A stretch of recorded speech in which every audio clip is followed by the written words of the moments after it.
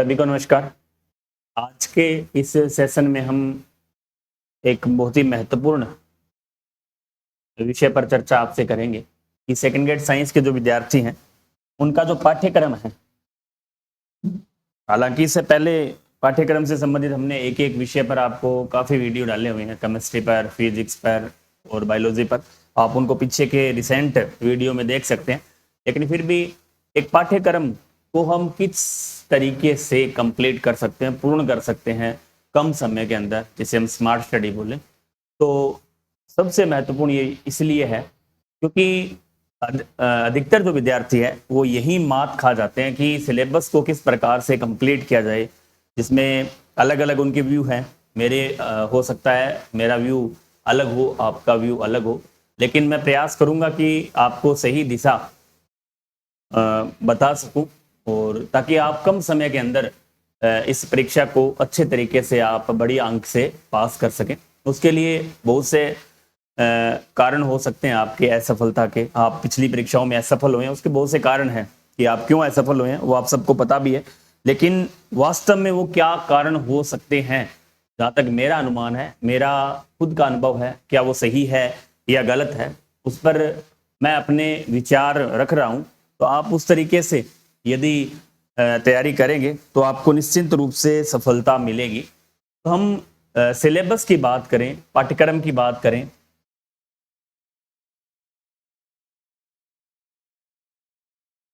ये जो आपका सिलेबस है सबसे महत्वपूर्ण। हम इस बात को स्वीकार नहीं कर पा रहे हैं या नहीं कर पाते हैं कि सिलेबस इस एग्जाम के अकॉर्डिंग कितना महत्वपूर्ण है। सबसे पहले जब भी आप अपनी तैयारी स्टार्ट करें, केवल आज का जो हमारा ये 20-25 मिनट का सेशन है केवल सिलेबस के आसपास ही रहने वाला है। सिलेबस पर ही हम इस पर चर्चा करेंगे, सिलेबस क्यों महत्वपूर्ण है और वास्तव में सिलेबस को किस तरीके से हमें तैयार करना चाहिए, ताकि हम कम समय के अंदर। बहुत से विद्यार्थी ऐसे हैं जो पिछली परीक्षा में बहुत शानदार तैयारी थी लेकिन उनका सिलेक्शन नहीं हो पाया, और कुछ ऐसे विद्यार्थी भी हैं जिन्होंने 7-8 महीने तैयारी की और उनका सिलेक्शन हो गया। सेकंड ग्रेड का एक एग्जाम, रीट, फर्स्ट ग्रेड, इन सब से बहुत अलग है। अलग इसलिए है क्योंकि इसका पाठ्यक्रम कुछ इस तरीके से डिजाइन किया गया है, इस तरीके से डाला गया है कि विद्यार्थी कहीं ना कहीं किसी ना किसी पार्ट में मात खा जाता है। तो उन समस्याओं के समाधान हेतु ये वीडियो आपके लिए लाया गया है स्पेशली। तो हम बात करेंगे कि सिलेबस को किस तरीके से आप कवर करें। हम बात 2-3 पॉइंट्स के रूप में करेंगे। सबसे पहले उन विद्यार्थियों को मैं लूंगा, सबसे पहले तो आप ये मान के चलें, जब भी आप अपनी तैयारी स्टार्ट करते हैं तो आपके पास सिलेबस की कॉपी, हार्ड कॉपी आपके पास होनी चाहिए। सिलेबस की हार्ड कॉपी आपको हर हाल में रखनी है। मैंने एक मेरे पिछले वीडियो में आपको एग्जाम्पल बताया था, आज फिर बता दूं कि एक सिलेबस जो मैंने तैयारी की थी उस दौरान से लेकर आज तक वही सिलेबस, इसी सिलेबस को लेकर मैं आपसे पेपर वगैरह जब हम बनाते हैं, शेड्यूल बनाते हैं, तो ये सिलेबस बिल्कुल मैंने इसको, यदि आप नहीं देख पा रहे हैं तो मैंने इसको चिपका रखा है, आज भी ये मेरे पास मौजूद है। तो आप सिलेबस कितना महत्वपूर्ण है ये चीज़ शायद आप नहीं समझ पा रहे हैं और इसी कारण आप उस सिलेबस को कंप्लीट भी नहीं कर पा रहे हैं। बहुत से ऐसे अन्य कारण भी हैं। तो सिलेबस सबसे पहले आपके पास, प्रति सिलेबस की आपके पास हार्ड कॉपी होनी चाहिए। उसके बाद वैसे हमारा टेस्ट जो शेड्यूल है उसमें भी कई बार विद्यार्थियों को समस्या ये होती है कि सर ये मिल नहीं रहा। तो टेस्ट शेड्यूल भी पूरा अकॉर्डिंग टू सिलेबस है, आपकी तैयारी भी अकॉर्डिंग टू सिलेबस, और जहां से आप कोचिंग कर रहे हैं वहां भी थोड़ा सा ध्यान रखें, अकॉर्डिंग टू सिलेबस ही आपको तैयारी करनी। अब सिलेबस के लिए हम क्यों बार बार ये कह रहे हैं कि सिलेबस महत्वपूर्ण है। जो विद्यार्थी कोचिंग कर चुके हैं उन विद्यार्थियों की हम बात करें, जैसे आपने किसी संस्था से, किसी भी क्लासेस से तैयारी की है, आप तैयारी कर चुके हैं, तो आगे आपकी क्या प्लानिंग होनी चाहिए। जहाँ तक हमारा विचार है कि आप क्लासेज कर चुके हैं, जैसे पिछले व्यू जो मेरे रहे हैं पिछले एग्जाम के अंदर, जो विद्यार्थी असफल रहे हैं उनके लगभग यही था कि हमने सर क्लासेज तो खूब ली, 2-2 बार कोचिंग कर ली और हमें सिलेबस समझ में नहीं आया कि वास्तव में करना क्या है। इस कंडीशन में उन विद्यार्थियों की सबसे जो बड़ी कमी रही वो रही अभ्यास की। अभ्यास नहीं किया। अभ्यास आपका बहुत ही महत्वपूर्ण है। साइंस के अंदर अभ्यास आप नहीं करेंगे तो वो चीजें जो पुरानी आपने पढ़ी है वो आप एक निश्चित समय के बाद उन चीजों को आप भूल जाएंगे। अभ्यास आपके लिए सबसे मस्ट है, आपको अभ्यास जरूर करना चाहिए। जब भी आप एग्जाम का जो टॉपिक जो कर रहे हैं आपके सिलेबस के सेकंड ग्रेड साइंस से रिलेटेड, चाहे आप बायो पढ़ रहे हैं, केमिस्ट्री पढ़ रहे हैं, तो उसमें सबसे पहले उन टॉपिकों को करने के बाद उनके MCQ जिनको बोलते हैं, यहाँ अभ्यास का मतलब ऑब्जेक्टिव है, वो आप जरूर निकालें। जो विद्यार्थी कोचिंग कर चुके हैं, मैं उन विद्यार्थियों की बात कर रहा हूँ, जो विद्यार्थी अब बिल्कुल तैयार हैं, मतलब सब कुछ ऑनलाइन ऑफलाइन जो भी आपका, या पिछले एग्जाम में कुछ मार्क्स से रह गए थे, उन विद्यार्थियों की बात कर रहा हूँ मैं, जो पिछले एग्जाम में 1 नंबर से 5 नंबर से 8 नंबर से या जिनका 2 गुना में हुआ, फाइनली जो सिलेक्ट नहीं हुए, उनके लिए उनकी क्या कमियां रही है उन पर मैं चर्चा कर रहा हूँ। कि आपका सबसे महत्वपूर्ण है कि आप MCQ रिलेटेड अपना जो एग्जाम है, पुराने पेपर हैं, जो भी आपके पास हमारे संबंधित मैटर से संबंधित जो ऑब्जेक्टिव है, उसको आपको बार बार टॉपिक वाइज निकालते रहें। संभव हो तो आप इस टाइप से 101% करने का प्रयास करें, क्योंकि आपका सिलेबस अकॉर्डिंग, जब तक हम क्या है, हमारी वही बातें, जैसा मैं आपको केवल उन विद्यार्थियों के रूप में पढ़ा रहा हूँ, बता रहा हूँ कि जैसे हम स्कूलिंग शिक्षा के अंदर जिस तरीके से करते हैं, शायद ऐसा कोई भी नहीं कर रहा होगा कि स्कूल शिक्षा को हम यहाँ हमारी जो हायर एजुकेशन है, नौकरी की जो परीक्षा है, उसमें हम लागू करें तो शायद बहुत आसान हो जाता है आपके लिए पढ़ना। तो आप भी उस तरीके से पढ़ें जैसे हमारे स्कूल में टेस्ट हुआ करते थे, आपको पता होगा कि एक यूनिट करवा दी, उसके बाद उसका टेस्ट क्यों लिया करते थे टेस्ट, ताकि वह टॉपिक हमारा क्या हो जाए, क्लियर हो जाए। हम क्या है कि बार बार थ्योरी पढ़ लेते हैं और वापस थोड़े दिन बाद वापस भूल जाते हैं, उसको हम लागू नहीं कर पाते हैं, उन चीज़ों को हम लागू करके नहीं देखते कि वास्तव में ये फॉर्मूला इस पर बैठ रहा है या नहीं। जब तक हम उसको लागू नहीं करेंगे या जब तक उसके ऑब्जेक्टिव प्रश्न नहीं निकालेंगे, वो चीज़ें क्लियर नहीं हो पाती। दूसरी बात, पहला हमने बताया कि ऑब्जेक्टिव, एक जब हम विषय वस्तु या सिलेबस को हम जो आज टॉपिक ले रहे हैं कि हम पढ़े क्या, सबसे बड़ी समस्या ये है कि हम वास्तव में विश्वास नहीं कर पा रहे हैं। जहां तक सेकंड ग्रेड की मैं बात करूं कि इस परीक्षा के अंदर ज्यादा ज्ञान की आवश्यकता नहीं, ये मैं आपको पहले बता चुका हूं। पिछले 3 एग्जाम आपने लगातार देखे हैं, 3 नहीं 4 एग्जाम, 2018 के 2 और 2022 के 2, उससे पहले 16 का सेकंड ग्रेड, ये 4-5 जो एग्जाम है उसमें ऐसा अनुभव मैंने किया है कि यहाँ हमें ज्ञान की ज्यादा आवश्यकता नहीं है। जितना पढ़ो उतना सही तरीके से पढ़ो, चाहे आप कम पढ़ो लेकिन उसको अच्छी तरीके से आप मैनेज करके पढ़ो, ताकि उतना हमारा क्लियर हो। क्योंकि जिस परीक्षा में 500 नंबर में से 250 से 270 अधिकतम है, ही 220 का भी हुआ है, 230 वाले का भी हुआ है, तो 250 जिस मेरिट, मतलब 50% मेरिट जिस परीक्षा की जा रही है, वहां आप ये अनुमान लगा सकते हैं कि वहां हमें ज्यादा ज्ञान की आवश्यकता नहीं है। पेपर करने का आपका जो तरीका है, पेपर मैनेज करने का, सिलेबस को मैनेज करने का जो तरीका है, वो सबसे महत्वपूर्ण है। तो आप चीज पढ़ क्या रहे हैं वो सबसे महत्वपूर्ण है। तो जैसे अब जो कोचिंग कर चुके हैं वो विद्यार्थी हैं, एक तो सबसे पहले आप विश्वास करें, जिस भी संस्था से आप जुड़े हुए हैं, आपके गुरुजनों ने आपको जो चीजें करवाई हैं उन पर आप, सबसे बड़ी चीज है कि आप उस पर विश्वास और अपना जो धैर्य है वो बनाए रखें। उसमें आप उनके जो नोट्स हैं प्लस आप अपनी तरफ से, मैंने आपको बार बार बता रखा है कि ज्यादा कुछ नहीं, सबसे पहले आप उनके नोट्स अच्छे तरीके से कर लें। उन्हीं नोट्स के अंदर आप कुछ चीजें ऐड कर सकते हैं कई बार, क्योंकि अलग अलग चीजें पढ़ना आपके लिए भी पॉसिबल नहीं है और हमारे लिए भी पॉसिबल नहीं है। आपके लिए ऐसे पॉसिबल नहीं है, मैं बता सकता हूँ आपको पॉसिबल नहीं है, अब मैं आपको बता दूं ये बुक पढ़ लो, ये बुक पढ़ लो, लेकिन वो केवल भ्रमित करना है, भ्रमित करना मात्र है, इसके अलावा कुछ भी नहीं है। आप अपने नोट्स पढ़िए, आप नोट्स के साथ साथ उन नोट्स के अंदर ही जो चीज़ें आपको समझ में नहीं आ रही है, या आप अन्य बुक से पढ़ रहे हैं, नोट से पढ़ रहे हैं, एलन की सीट हो, राजस्थान बोर्ड की बुक हो, वहां से यदि कोई चीज़ आपको नहीं मिल रही है, या आपने पुराने पेपर देखे, उस समय आपको लग रहा है कि ये टॉपिक तो सर का अच्छा नहीं करवाया हुआ है, तो उसमें आप सुधार कर सकते हैं, वहां कुछ चीज़ें ऐड कर सकते हैं, वहां लिख सकते हैं आप, ये चीज़ मुझे समझ में नहीं आ रही या अच्छे तरीके से नहीं करवाई हुई है, तो आप वहां ऐड कर लीजिए। आप अलग अलग चीज़ें, हमारी आदत क्या है कि हमें जैसे राजस्थान बोर्ड की बुक पढ़ ली, वो भी पढ़ के छोड़ दी, साइड में कर दी, एक बार पढ़ेंगे, 5-7 दिन पढ़ ली, 10 दिन पढ़ ली और उसके बाद उसको अलमारी में रख दी।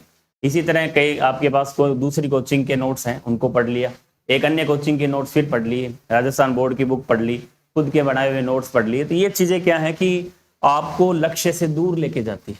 कहीं ना कहीं आप यदि इस नोट्स को आप एक बार पढ़ने की बजाय 5 बार पढ़ेंगे तो ये चीजें आपको याद होंगी, लेकिन आप हर बार अलग अलग चीज पढ़ेंगे तो वो आपके लिए दुविधा बन सकती है। थोड़े दिन बाद आप उस स्थिति से लगातार यदि ऐसा रहेंगे तो आप डिमोलाइज हो जाएंगे।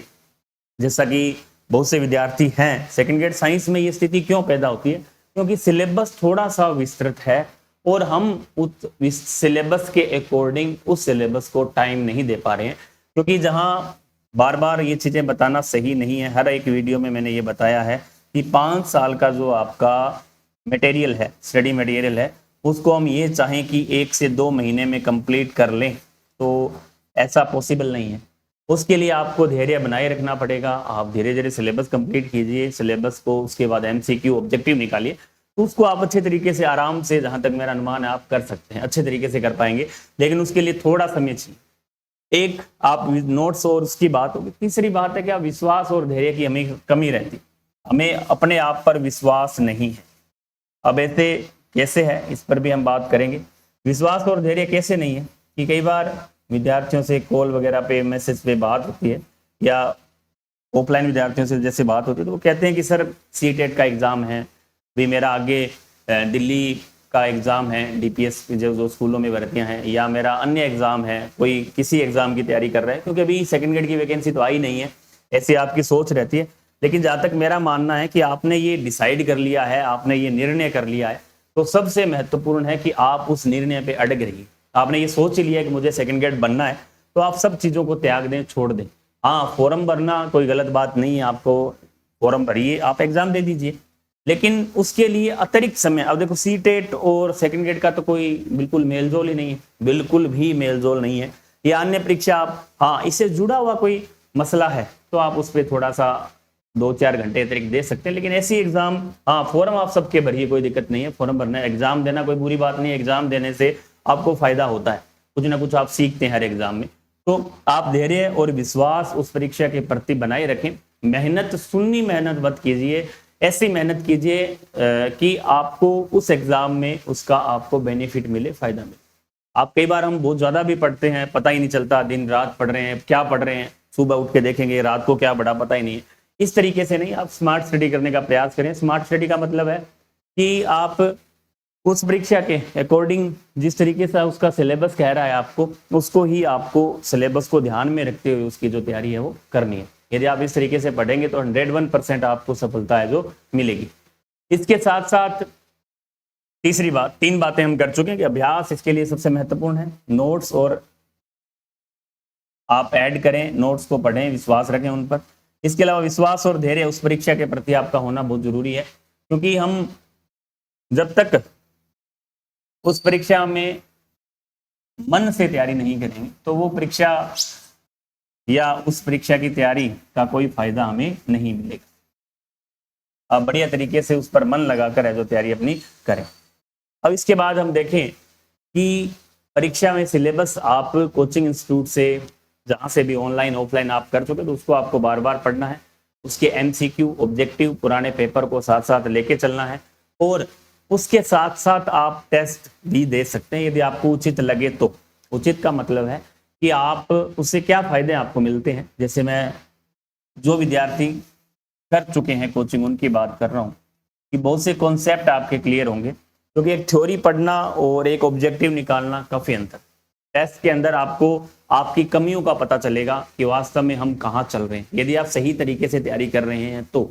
यदि आप केवल टेस्ट ज्वाइन करके टेस्ट दे रहे हैं, उसके अलावा कुछ नहीं कर रहे हैं, तो आपको कोई भी पता नहीं चलेगा। एनालिसिस करने का सबसे अच्छा तरीका है, आजकल के दौर में काफी चर्चा में भी है, काफी चलन में भी है। कारण है चलन में, क्योंकि पहले के जमाने में इतनी सुविधा नहीं थी। जमाने का मतलब है कि 2016 में, जब 17 में हमने तैयारी की थी,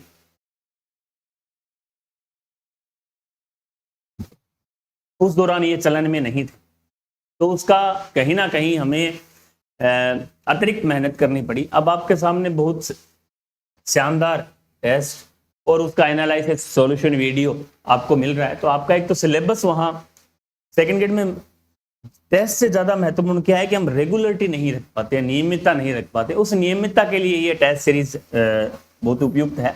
आप नियमित रह सकते हैं, शेड्यूल वाइज टेस्ट होते हैं। शेड्यूल का मतलब आपको फिक्स टॉपिक दिए जाते हैं, उसके अनुसार आप अपना जो सिलेबस है उसको 5-7 बार, 6 बार, 8 बार कर सकते हैं अच्छे तरीके से, और वो आपको रेगुलर नियमित बने रहते हैं। क्योंकि एक लंबा एग्जाम, जब हमारे पास कोई लक्ष्य नहीं होता तो एक लंबा टिक पाना भी बहुत एक बेरोजगारी के दौर में काफी मुश्किल होता है, क्योंकि हमें लगता है कि वैकेंसी नहीं आ रही, हमें क्विट कर देना चाहिए, दूसरी वैकेंसी की तैयारी करनी चाहिए, इस तरह के सवाल आते हैं।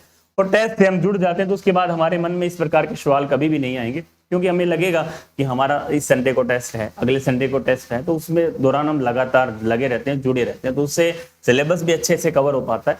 उसके बाद उसके वीडियो सोल्यूशन आपको मिलते हैं, तो उससे आपके जो सवाल हैं आपको नहीं आ रहे हैं, तो उस प्रकार की जो आपकी सवाल आपको नहीं आ रहे हैं वो सवाल भी आप आराम से कर पाते हैं। तो ये इसके अच्छे फायदे आपको हो सकते हैं। इसके बाद दूसरी बात पर हम करें, पहला हमने किया कि जो विद्यार्थी पहली बार कोचिंग कर चुके हैं, या पुराने विद्यार्थी हैं, या जो पहले एग्जाम दे चुके हैं जिनका 2 गुना में हुआ, फाइनली सिलेक्ट नहीं हुए, उनके लिए मैंने अभी बात की कि आप इस तरीके से लगातार जुड़े रहें, लगातार तैयारी करते रहें, स्मार्ट स्टडी कीजिए और विश्वास रखें, धैर्य बनाए रखें, तो आप निश्चित रूप से सफल होंगे। मार्गदर्शन करना हमारा कार्य है, मेहनत आपको करनी पड़ेगी। मार्गदर्शन हो सकता है मैं बहुत अच्छे तरीके से कर सकता हूँ, बहुत शानदार तरीके से कर सकता हूँ, इससे भी बढ़िया तरीके से करने का प्रयास कर रहा हूँ, आगे भी हम करते रहेंगे। क्योंकि मार्गदर्शन भी विद्यार्थी के लिए क्यों जरूरी है, एक सही मार्गदर्शन आपको बहुत जल्द सफलता के करीब ला सकता है। कारण क्योंकि आपका विश्वास उनके प्रति बना रहता है कि हाँ सर ने ये चीजें बताई हैं, क्योंकि सर सिलेक्टेड हैं तो हमें गलत नहीं बताएंगे, कम से कम सही मार्गदर्शन करेंगे, तो उससे आपकी पॉजिटिविटी, आपका उनके प्रति विश्वास और उस परीक्षा के प्रति विश्वास आपका बढ़ता है। तो ऐसी ये चीजें बहुत महत्वपूर्ण है। केवल आप ये जो हमारे सेशन रहते हैं 10 से 15 दिन के बाद, ऐसा सेशन मैं प्रयास करता हूँ रखने का, ताकि जो विद्यार्थी हैं वो रेगुलर बने रहे, नियमित बने रहे। इसमें मेरा कोई निजी हित या लाभ नहीं है, इससे एक भावना आपके प्रति हमारी जुड़ी हुई है कि जैसे ही वैकेंसी सेकंड ग्रेड का नाम आता है तो हम ये प्रयास करते हैं कि जो भी बच्चा हमसे जुड़ा है उसको हम 100% देने का प्रयास करें, हमारी तरफ से जितना हो सकता है हम उसको देने का प्रयास करते हैं। अब हम नंबर 2 पर बात करें उन विद्यार्थियों के लिए जो विद्यार्थी बिल्कुल नए हैं। नए मतलब अभी उनका कोर्स चल रहा है,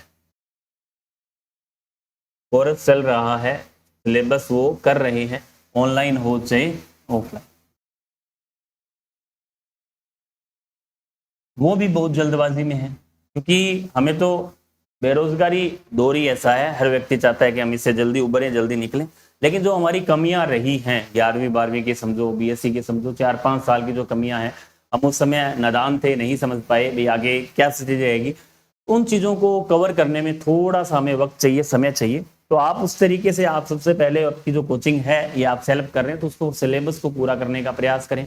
सिलेबस साथ साथ आप कंप्लीट ऑब्जेक्टिव, कई बार हम क्या है कि आपकी जो रुचि है, हम कई बार ऐसे टॉपिक पढ़ते हैं कि हमें नहीं पता चल पाता कि इसमें किस प्रकार के प्रश्न आने वाले हैं, तो उसके लिए आप साथ साथ कोई भी ऑब्जेक्टिव, जैसे हम जेके के अंदर दिशा की बुक टॉपिक वाइज है, उस तरह आप ऑब्जेक्टिव निकाल सकते हैं ताकि आपकी उसके प्रति रुचि बनी रहे, आपके अनुभव उनसे जुड़े रहें, आपकी रुचि उससे बनी रहे सब्जेक्ट से कि हाँ इस प्रकार का है। जैसे आप कोऑर्डिनेशन कंपाउंड करें तो उसके आप 15-20% निकाल लीजिए भी, यहाँ से इस प्रकार के प्रश्न आते हैं, तो थ्योरी भी आप उस अनुरूप पढ़ सकते हैं।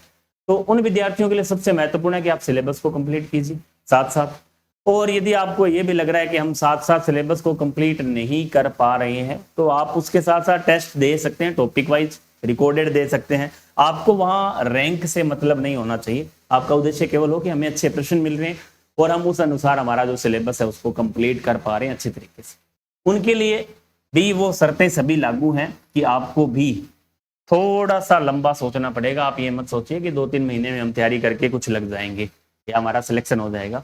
आप भी विश्वास इस परीक्षा के प्रति रखें और अकॉर्डिंग टू सिलेबस पढ़ने का प्रयास करें। सिलेबस से बाहर कुछ भी नहीं है, सिलेबस को जरूर देखें, आपके पास भी प्रिंट आउट होना चाहिए सिलेबस का।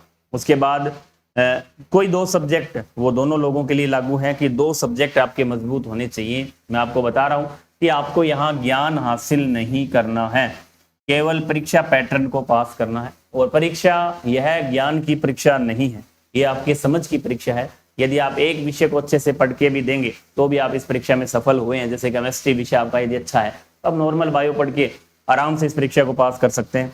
टीचिंग मेथड यदि आपके साथ और है तो आप और अच्छी रैंक से सिलेक्ट हो सकते हैं।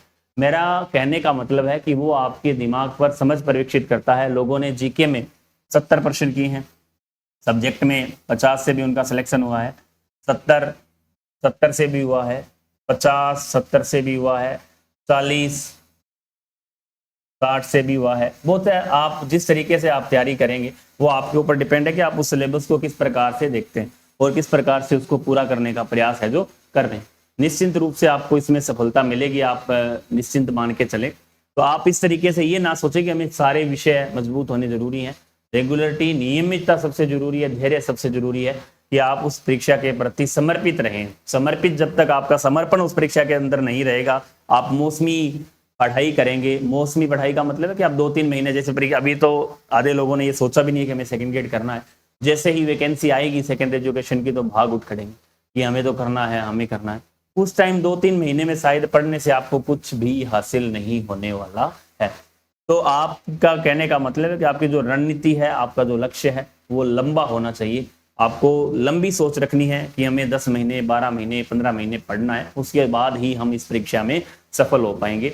तो आपको टुकड़ों में पढ़ाई नहीं करनी है, एक टारगेट बना लेना है कि हमें लगना केवल सेकंड ग्रेड है, चाहे संस्कृत शिक्षा हो, चाहे सेकेंडरी एजुकेशन का हो, चाहे स्पेशल शिक्षा हो, कोई भी परीक्षा आएगी तो हम सेकंड ग्रेड ही लगेंगे। तो ऐसा यदि आप निर्णय कर लेते तो आप निश्चित रूप से उस सिलेबस को अच्छे से कवर कर पाएंगे। वो ये बात थी नए विद्यार्थियों की, दोनों में कोई ज्यादा अंतर नहीं है, नए हो चाहे पुराने हो, दोनों को मेहनत करनी पड़ेगी। पुराने जो विद्यार्थी हैं उनको ये है कि आप अब केवल अभ्यास पर जोर दीजिए, नए विद्यार्थियों को थ्योरी भी साथ साथ पढ़नी है।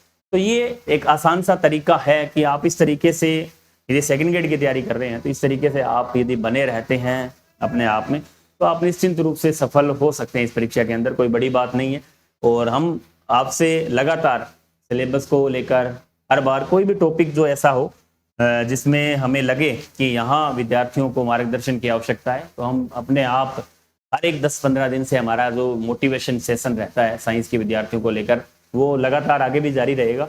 और इस सेशन में हमने बात की सिलेबस को किस प्रकार से आप समझें, सिलेबस को समझेंगे कब, जब आप पुराने पेपर्स या टेस्ट वगैरह देंगे, तो उससे आपको काफ़ी लाभ यहाँ होगा कि वास्तव में ये चीज़ें छोड़नी और ये चीज़ें पढ़नी।